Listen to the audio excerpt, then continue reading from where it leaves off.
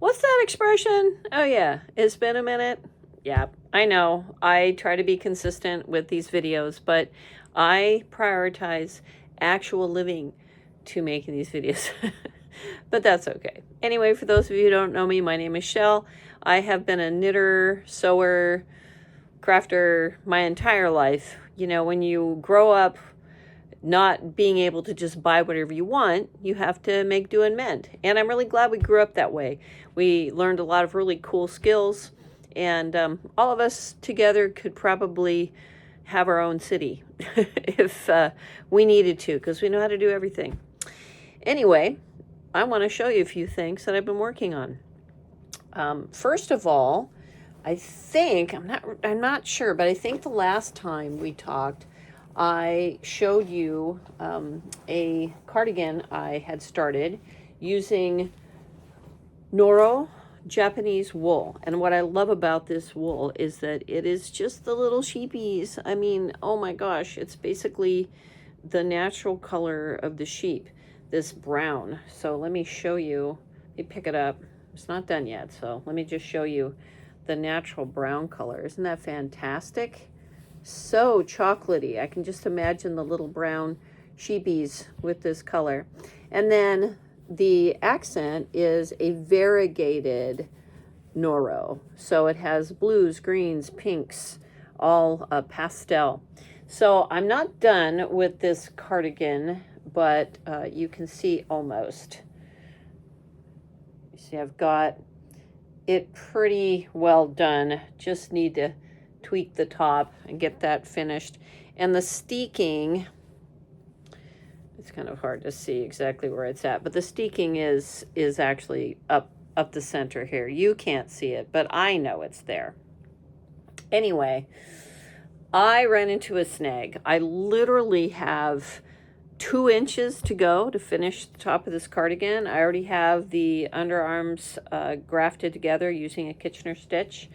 And then once I get the top couple inches done and do that ribbing, yes, I will do that ribbing, then I'll knit on the button band and then cut the steek and finish the inside. I'm not sure how I want to finish the inside. I think what I want to do on that inside of the button band is actually sew on some cloth ribbon, I guess the best way. I have some really cute sloth, little like cartoony sloth cloth ribbon that maybe I'll put in the inside, but then that would require me to do buttonholes on that as well, and I just don't know if I feel that excited. But I want to get this done because the Southern California Fiber Fair is next week at the Pomona Fair Complex, and I want to be able to wear this sweater. I wore one of my other creations last year, and I'd like to be able to wear this one. And ironically, it's the same heart pattern as was in the other sweater last year that I made, but it was a pullover last year. And of course, as always, one of my own project bags made out of a Pottery Barn surf pillowcase or pillow sham. Yeah, so I always make my own project bags. The other project is going to be for my newest grandniece. I have 2 grandnieces, and this is the third, little Amanda. I wanted to make her a tomten. I think I have a photo in here. This is an old photocopy of a pattern by Elizabeth Zimmerman. This photocopy goes back to the 90s when I made them for my son, my oldest son, and then had that passed down to my second son. So the tomten is Norwegian, Swedish for little like elf creature. So it's a hooded jacket, but the thing about this jacket is it is knit in one piece and then sewn together, and I think I have a photo. If you don't know who Elizabeth Zimmerman is, if you're getting into knitting, I suggest you look her up because she is the maven of all things knitting. If you get into the craft, you will hear her name. Her daughter, Meg Swanson, also is a queen. So you can see it's just one piece, and then it is grafted together, and then you add the hood. So I'm going to make one of those for the newest grandniece in the family, my oldest sister's first grandchild. I wanted to use acrylic because I like wool, and I used wool for my babies, but not everybody likes that. So I wanted to be respectful. And I had some yarn that I had gotten at Michael's. It's not a Joanne yarn that they brought over. It was one of Michael's because Joanne had already closed, and I needed to get some acrylic, and I don't keep acrylic around. I did have some other acrylic, but there's like darker colors, and I wanted to find something either bright or something pastel. So I tried this one yarn, and it was acrylic, but it was kind of like unspun wool, if you can imagine, and it just came apart. I took it back. Luckily, they gave me my money back, and I picked up some loops and threads. So I got this blue that's got little flecks of pastel colors all through it, and I got some solid yellow. And what I did is I wound this all together. I wound it all together. So I'm going to knit with 2 strands. Now, I hope it doesn't split horribly on me. If it does, then it's back to the drawing board. And again, another project bag. So now the big deal. My mom used to knit top-down sweaters. That's how she learned. My grandmother knit both ways, bottom up, top down, whatever made sense. But they never made Icelandic sweaters. That's something I got into when I was in my late 20s, early 30s, and when my older son came along, I made him a lot of those, including the little tomten that was just not Icelandic, but just, knit in one piece.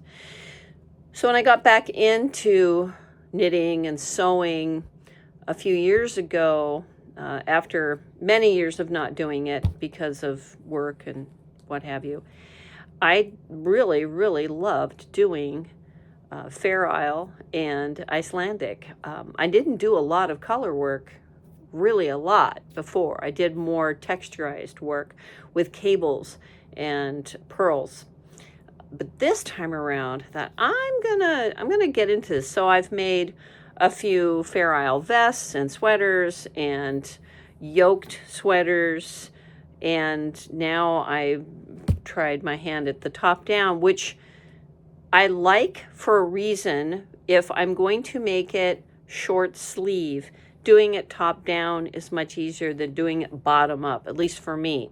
So I will continue to do that because I think having short sleeve sweaters, even if they're made out of wool, will be more popular in Southern California, although people do buy from me from all over the country.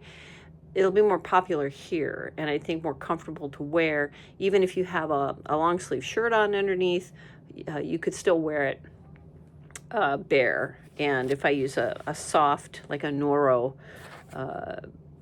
raw wool that is soft, still has a lot of that lanolin in it because it hasn't been scoured and dyed. Well, I got some Donegal tweed, some homespun Donegal tweed, and this stuff is amazing. It is scratchy because it has been heavily dyed, but it's great wool. It's 100% new wool, so I love it, and I love the tweed color. So I used that. I have green, and this is actually dark green, but it looks kind of brown green. And then this rose color, like it's rose. Yeah, soft pink rose. Now I'm not going to say the name of the pattern or the artist, and here is why. I had some problems with this pattern. Now, because I'm an experienced knitter, I was able to work around the problems. I did end up ripping it out and starting it over about 6 inches in because I realized I'm going to have to do this a little different way. And while my gauge was different because of the yarn, I can always figure out how to work with a different gauge with any pattern. But this particular pattern, regardless, had some problems with stitch counts.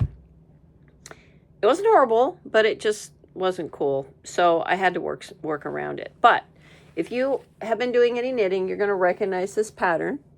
It is very pretty. I really do like the way the colors have turned out. And I am going to do a very, very small ribbing to finish up the short sleeves. And then it is cropped, but I'm going to make it a little longer. It's still going to be cropped. I'm going to make it a little longer. So you can see how this color combination came out. The white is actually a cream Patons Classic, and it turned out quite nicely. So once it's blocked, it will be great. I also did German short rows, which somehow they ended up on the wrong side of the sweater. Yeah, the German short rows, the front and then the back. Yeah, so I actually may, this is going to sound weird, I actually might frog the top and redo that because it turned out kind of strange. But having said that, it is very pretty. The design is very pretty. I like the way she did all that. So anyway, I'm going to finish that today. And probably, like I said, take the neck out, and I'm going to redo the neck. I think I'm going to do, I think because I'm going to go up with the neck when I redo it, instead of top down, I'm going to use an Icelandic finish, so it's not a rib, and then I'm going to do the same thing on the sleeves. That's how I'm going to finish it out. So that's what I've been working on. Just wanted to give you a quick update. When I do get this finished in the next few days, and I get a few other things started and probably that cardigan done, then I'll come back and do another update. So that's what I've been doing. Hope you've been having a great week. If the weather has not been too harsh on you, that's a good thing. Otherwise, stay bundled up and stay warm.